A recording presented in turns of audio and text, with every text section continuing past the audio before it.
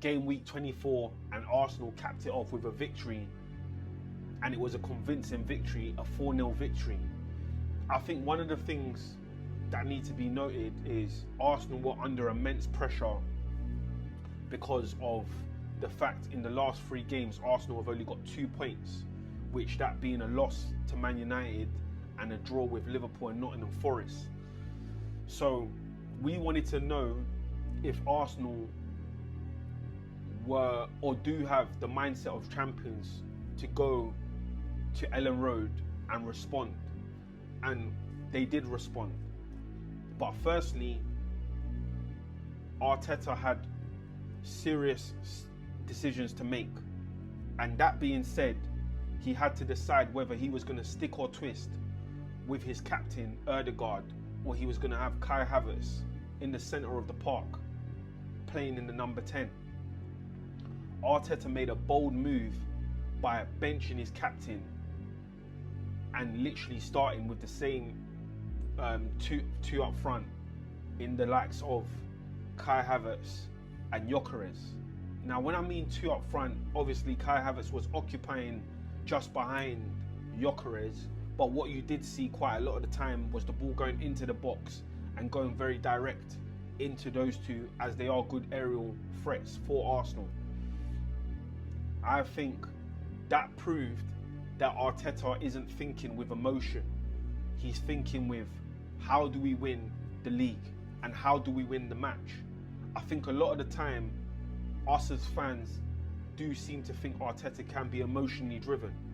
But when you take out the emotion of it, in terms of you're not awarding your captain the game on merit, it just shows Arteta is thinking on a different path this year, in terms of, if you play well and I notice it, you'll get your chance.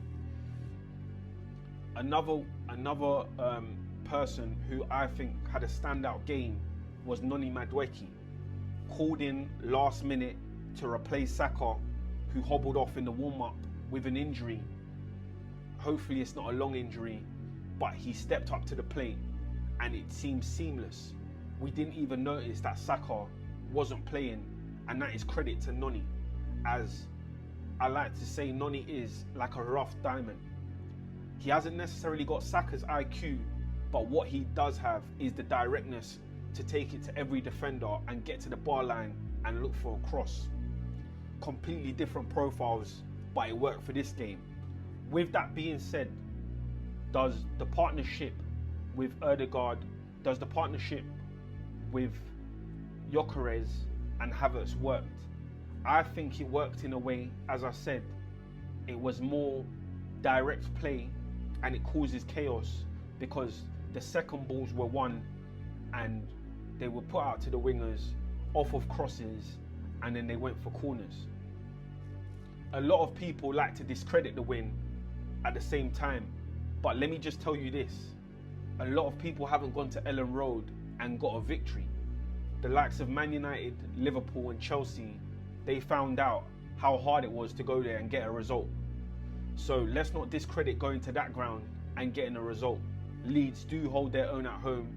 They may not be high up in the table, but their home form isn't that bad, hence why they are not in the relegation zone.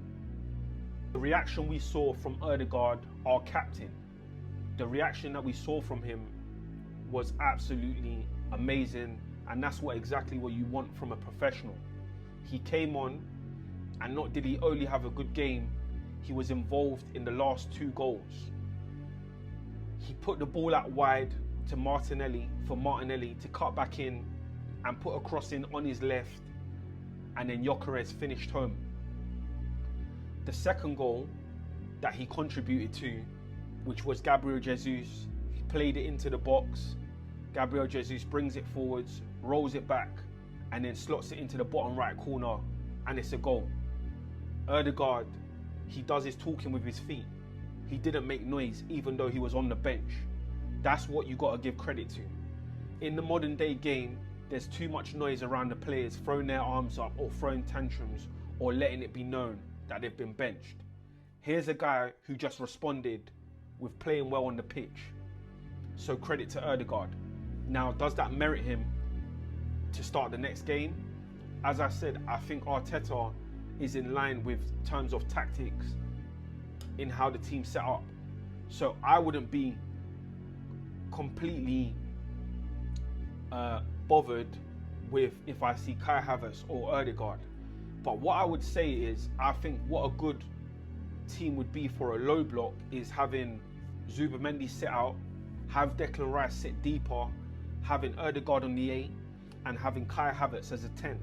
I think that will unlock a lot of teams and they wouldn't know how to set up.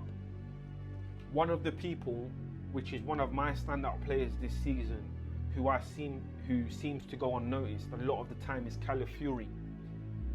Every time he comes in on the left side, you can see a huge difference from the others. And that's not to say that the others aren't good enough, but you can see how mighty of a god he is in that position. He owns it. Whether there was a debate of him starting there last season or not, he's put those comments to bed and those talks. He is out and out our best left back by far. What he did in the space of 15 minutes, and I do understand that the game opened up, was second to none. Tackling, getting on the ball, causing problems, making passes into the final third, and just being involved. Calafiori is one of our ways of how we unlock a defence that plays a low block. He is essential to the team, and he has to start if he's fit. There's no negotiations about it.